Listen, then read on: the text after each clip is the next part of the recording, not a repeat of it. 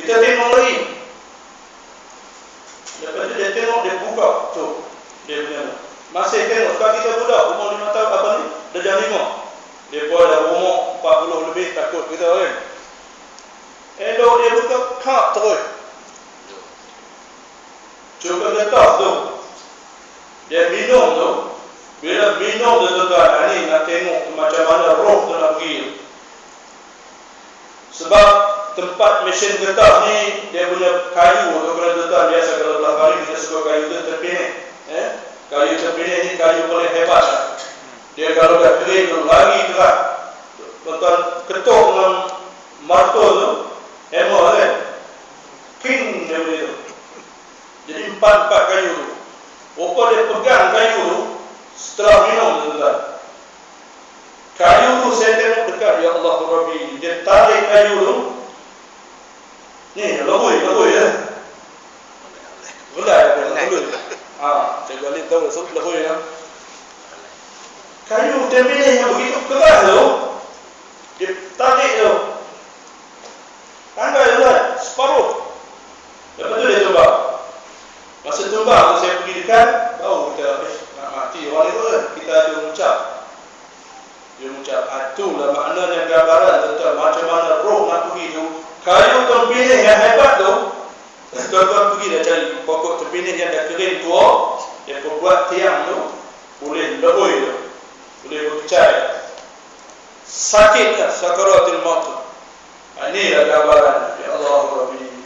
Itulah jadi satu pengajaran kepada saya, menyaksikan macam mana nak pergi ke seorang manusia. Tuan, itu tanda-tanda orang tak ada dosa, betul-betul. Dia bukan ada dosa sebab dia jadi tak ada kata orang kan. Dia pergi surau tu, dia semayang, dia balik. Tu. Tapi di akhir kehidupannya dia jadi macam tu. Jadi itulah makna jaga semua iman-iman kita kan. Jaga iman kita ni, jangan sampai ke tahap kita membunuh diri. Cukup. Seksa nyawa nak pergi. Seksa nyawa nak pergi. Itu Nabi gambarkan. Kan? Nak pergi tu, buah limau yang berduri je. Berkelik ikut ni. Cuba bayang pun tuan. Tak boleh nak bayang macam mana nak mati ni.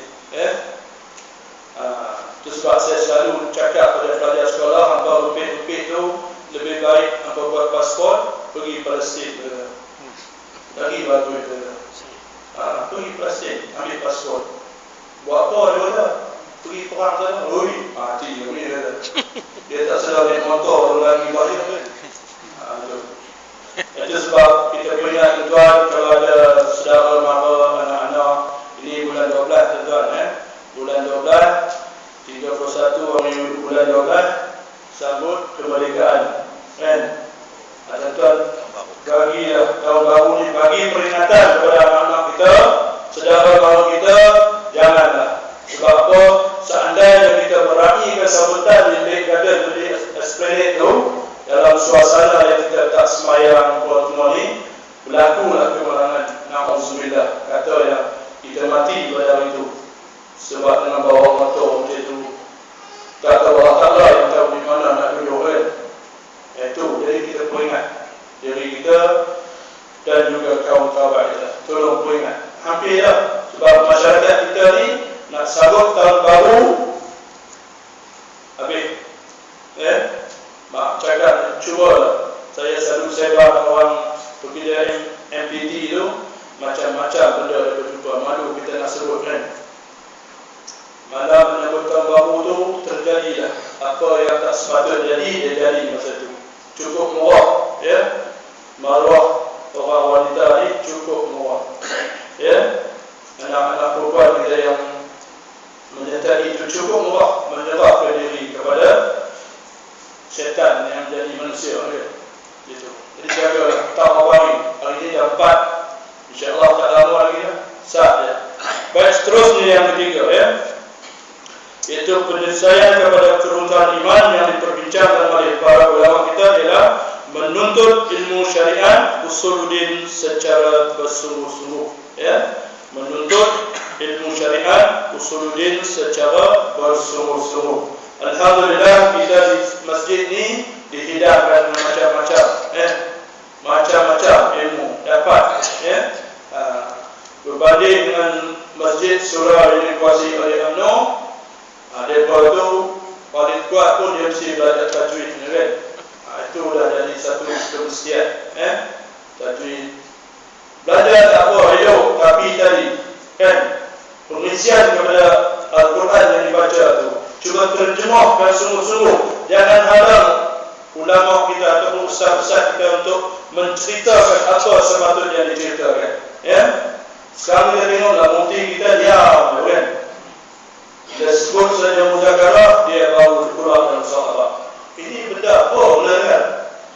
Kena ingat Brunei satu mufti, kita berbelah-belah mufti belum lagi kan. Tidak masa depan nak muzakarah, wallahu a'lam. Dia macam tu. Jadi belajar dari saya kepada guru takliman tadi menuntut ilmu syariat usuluddin secara bersungguh-sungguh. Bila kita kenal Tuhan, kita tahulah kuasa pahala kita macam mana. Mana yang halal, mana yang haram. Dalam Quran dah jelas sungguh kan. Yang halal tetap halal, yang haram tetap haram. Jadi petua kita itulah, kita jangan menghalalkan benda yang haram. Ini cukup besar masalah ataupun mengharamkan benda yang halal.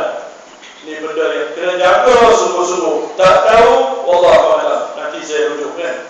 Jangan duk pandai-pandai, boleh. Jadi boleh, jadi boleh. Pada benda itu tak boleh dalam sudut Islam kan. Kita paling lalu semacam Baik, seterusnya yang keempat. Yang keempat, banyak melakukan perkara yang baik-baik dan mengisi waktu untuk tujuan itu, walaupun ia dianggap kecil menurut pandangan manusia. Menurut pandangan manusia. Jadi kalau tuan-tuan tengok di sini ada seorang wanita di Bandar Peking ni pagi-pagi. Siapa yang biasa pergi ke market tu, market ikan kan? Ada seorang wanita Islam kita. Saya dah perhati banyak bulan.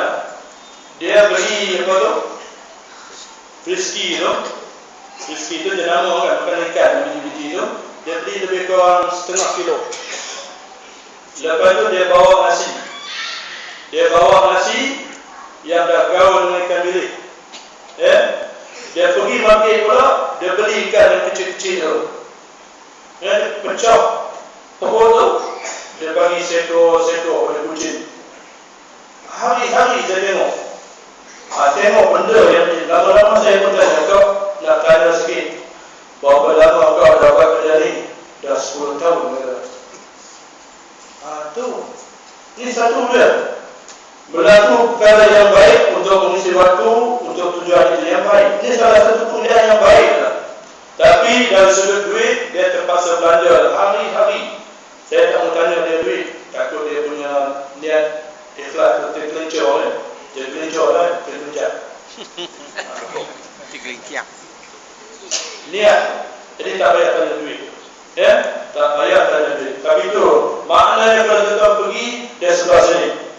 Dekat kedai bintang 7 kan. Sebelah bintang 7 tu. Hari-hari. Ini. Lepas itu saya pergi pula. Pukul 8 subuh. Pergi jalan lepas Ambeng tu. Nak masuk Telekong tu. Depan restoran tu kan. Sebelah tu. Saya tengok perempuan Cina pula. Pakai sebelah beli. Sama juga. Bawa nasi. Dia napik sungguh-sungguh tuan. Napik tu kucing 4-5 ekor datang. Masya Allah. Yang tadi dia orang Islam, yang ni orang bukan Islam. Tengoklah tu macam mana dia punya istiqamah tu. Yang Cina ni saya tak tanya kan, tak tanya dia berapa lama. Tadi yang tadi 10 tahun dia buat kerja tu. Kalau sehari itu asal saya mau kadang-kadang pun RM3 setiap hari dia 3-4 ringgit tak tentu. Kalau sehari setahun berapa, sebulan tak pernah min. Tak pernah min kata. Tak pernah min. Nanti kucing ni tak makan kata. Dia tanya kita pula, nanti kucing tak makan siapa nak bagi? Oh, saya tak boleh bagi kau kan. Ni kerja yang baik tuan-tuan. Kerja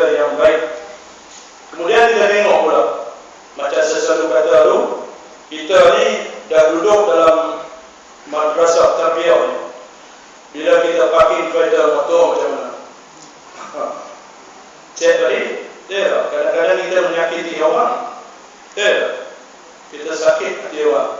Pakai yang dua kita letak tengah-tengah. Kau orang ajar kan?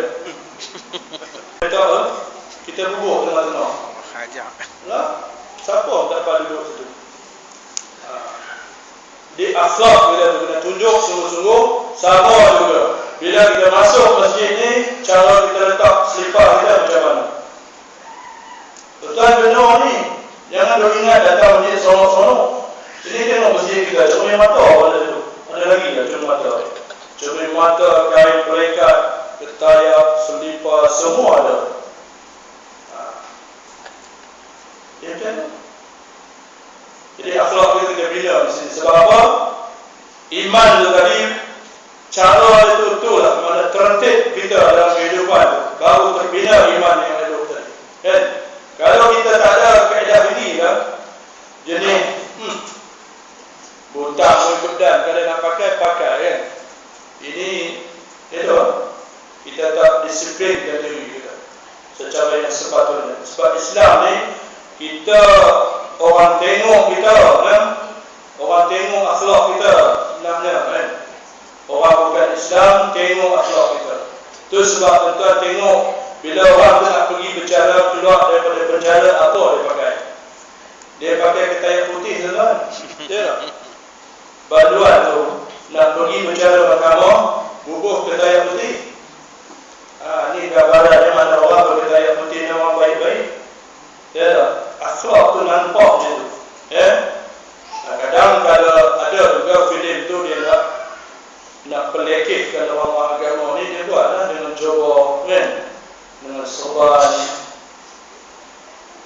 Tapi kita tengok cara berkenal kan, ayat muka tu. Dia ayat muka orang beragama ni tuan, ada cahaya tuan. Cahaya tu ada, kita tengok sendiri. Siapa yang jenis sujud, ayat muka ni macam ni lah. Perhati lah sungguh-sungguh. Kalau lebam sangat tu, ini ada something wrong kan? Ya? Tu lebam kan? Ada yang tak kena. Hitam-hitam, tapi hitam ni ada seri. Ya? Islam orang yang beragama ni ada seri dia. Tengok sendiri lah, buat mati sendiri kan. Ada yang seri tu. Ya? Baik, seterusnya yang kelima ya. Berterusan dalam melakukan amal-amal yang baik walaupun ia sedikit. Berterusan. Jadi istilah berterusan di maknanya kita istiqamah dalam kerja yang baik-baik. Betul? Kalau masjid ni tolong lah, jangan harap untuk siap kita dengan bila kita sajalah. Ada peluang ambil lah, buang apa yang patut kita buang. Tak payah. Jadi benda ni kita amalkan berterusan kerja ni insya-Allah kan. Jadi dalam istilah istiqamah ni, ini yang terpenting dia. Ya, kadang-kadang kita galau. Kita galau sebab apa? Kita ni celam-celum kata orang lain. Celam-celum, kadang buat, kadang tak buat. Kadang ada, kadang tak ada.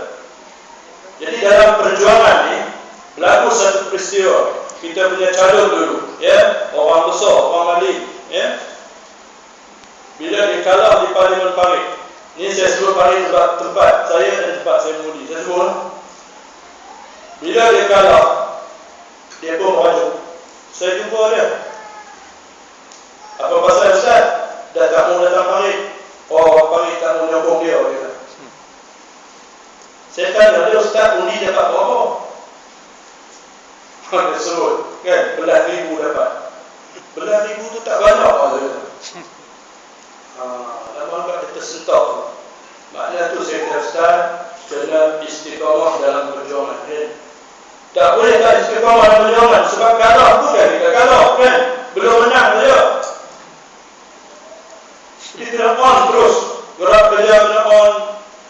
Dan sumbangan pun tetap kena on. Istiqamah. Kalau sehari setiap minggu, sumbang kepada kawasan sehari seminggu. Tetapkan. Kita ada wakil muslimah sini, ada wakil muslimin kita. Sebab masjid satu cerita, tapi kawasan kita tu siapa nak membantu?